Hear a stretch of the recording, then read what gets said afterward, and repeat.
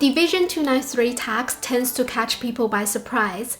Most don't even know it exists until an unexpected bill from the ATO arrives, demanding payment within 21 days.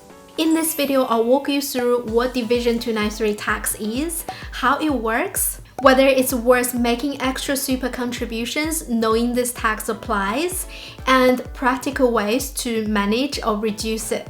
Let's start with the basics. What is Division 293 tax? Simply put, it's an extra 15% tax on some concessional super contributions if your total income for the purpose of Division 293 tax exceeds $250,000. Now, the purpose of this tax is to make the super system a bit fair.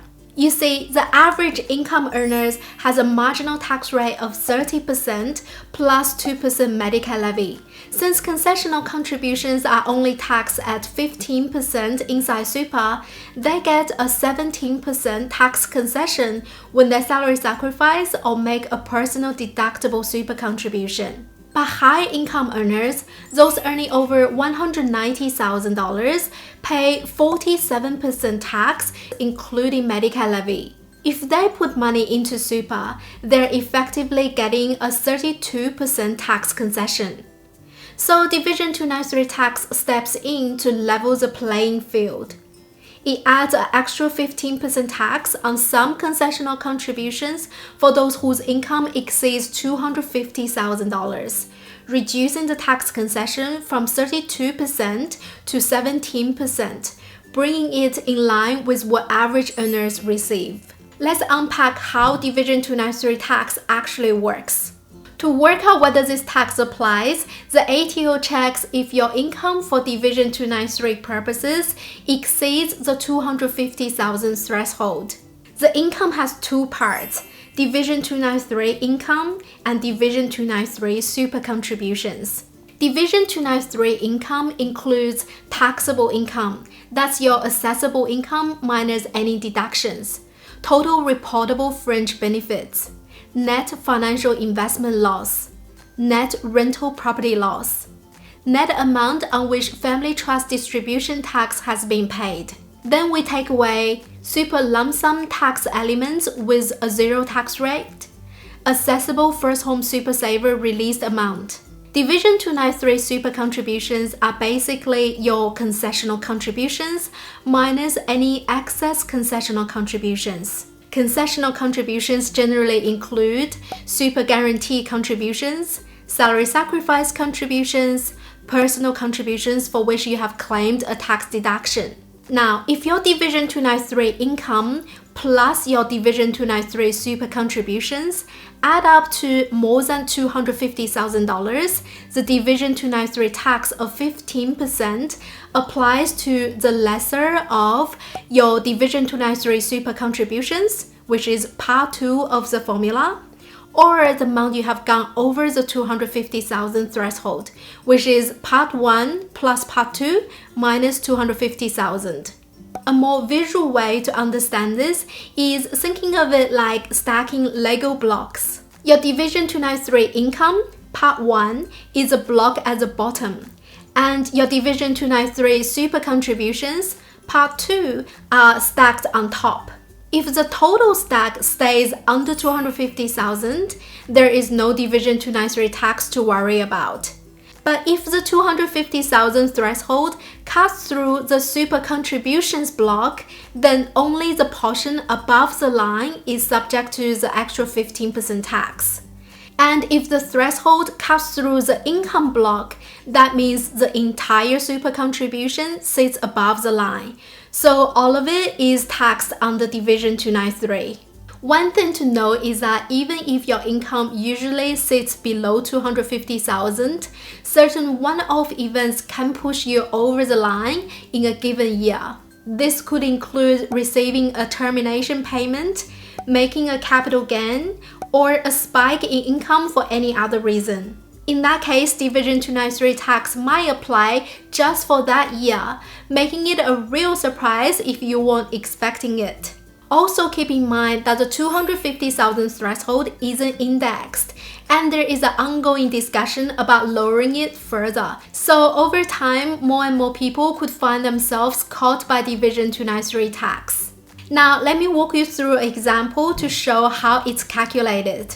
Let's say in FY25, John earns a salary of $240,000 and his employer pays super guarantee contributions of $27,600. John claims deductions of $5,000 for things like work-related expenses and donations. Additionally, he makes a personal deductible contribution of $20,000 to super, using his unused concessional contribution cap from previous years under the carry-forward rule. John also has a net rental loss of $10,000 because he owns a negatively geared investment property. Now we have all the facts. Let's start by calculating John's Division 293 income. We begin with his taxable income, which is assessable income minus deductions. So that is $240,000 salary minus $5,000 in deductions minus $20,000 personal deductible super contribution and minus $10,000 net rental property loss. That's $205,000 in taxable income. Then for Division 293 purposes, we need to add back the net rental property loss of $10,000. So $215,000 is John's Division 293 income. Next, we calculate John's Division 293 super contributions, which include both his employer's super guarantee contributions and his personal deductible super contribution, and that comes to $47,600. So the total of John's Division 293 income and super contributions is $262,600. When we compare this to the 250,000 threshold, 12,600 is the excess. Now, Division 293 tax only applies to the lower of these two numbers, the excess amount over the 250,000 threshold and the Division 293 super contributions. The lower of these two numbers is called taxable super contributions. Division 293 tax is 15% of this amount, which comes to $1,890 for John. Here's a more intuitive way to look at this using the Lego stacking method we talked about earlier. The 250,000 threshold cuts through the super contribution block, so only the portion above the line, the excess amount, is subject to the extra 15% tax. In other words, the top portion has a reduced tax saving of 17%, while the rest still enjoys the full 32% tax saving. Now let's change the situation slightly. Suppose everything else stays the same, but John also receives a $50,000 family trust distribution. That $50,000 increases John's taxable income and therefore his Division 293 income, pushing it above $250,000 even before we include super contributions. Now, the $250,000 threshold cuts through the income block, meaning the entire $47,600 in concessional contributions sits above the line. Since this is the lesser of the two amounts, all of it is subject to the extra 15% tax, resulting in a Division 293 tax of $7,140. If you'd like to download this calculator with this interactive chart, check out the link in the description box down below.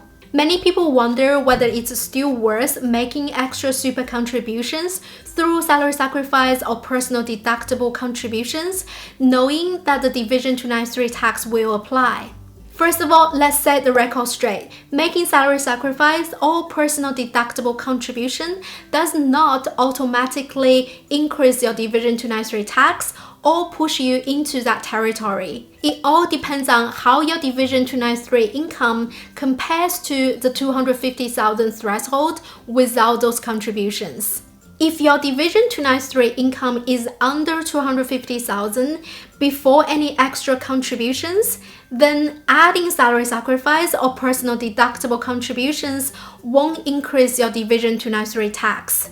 That's because even though those contributions increase your Division 293 super contributions, they also reduce your taxable income, bringing down your Division 293 income.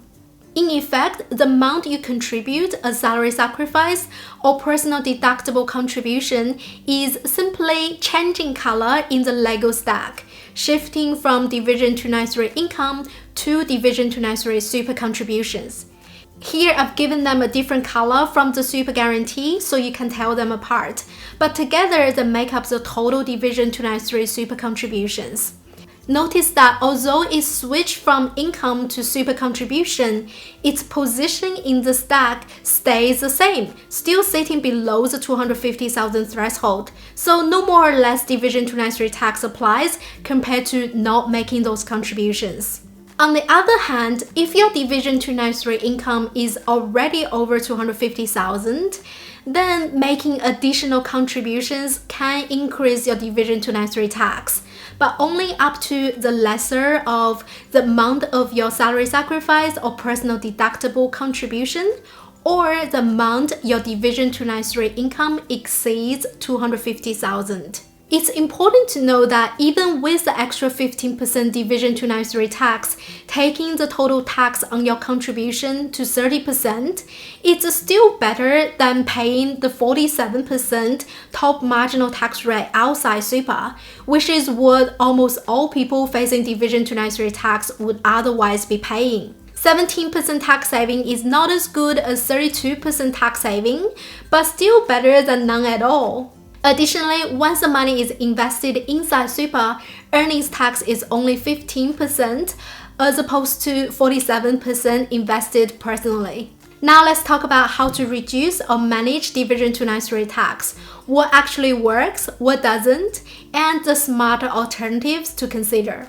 One way to reduce your Division 293 exposure is by lowering your taxable income through eligible deductions. This might include deductible donations, self-education expenses, income protection premiums, professional subscriptions or memberships. But keep in mind, don't spend money just to get a tax deduction. The deduction only offsets a portion of the cost, not the full amount. You can also consider internally taxed investment structures such as superannuation and investment bonds, because earnings inside these structures are taxed internally and not included in your personal assessable income. Now let's talk about what doesn't work. Negative gearing on investment properties or financial investments, salary sacrificing, and making personal deductible super contributions are ineffective for avoiding Division 293 tax. This does reduce taxable income, but as we discussed earlier, they are added back as elements of Division 293 income or Division 293 super contributions, so they don't reduce the total income measured against the 250,000 threshold. If you have noticed that making salary sacrifice or personal deductible super contribution actually increase your Division 293 tax, like what we discussed in the second scenario, there are a couple of alternatives for you to consider. 1. Consider sharing the load. If your spouse is on a marginal tax rate of 37% or 47% but hasn't yet reached the 250,000 threshold, it might be more effective for them to use the money for salary sacrifice or personal deductible super contributions. They won't be hit with the extra 15% Division 293 tax, so as a household, you are getting more value from every dollar contributed.